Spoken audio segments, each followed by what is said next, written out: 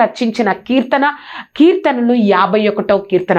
ఆ 51వ కీర్తనలో దావీదు ఇలా ప్రార్థన చేస్తారు.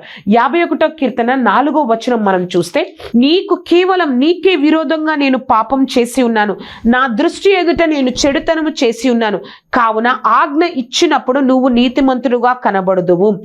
51:7 వచనం చూద్దామండి.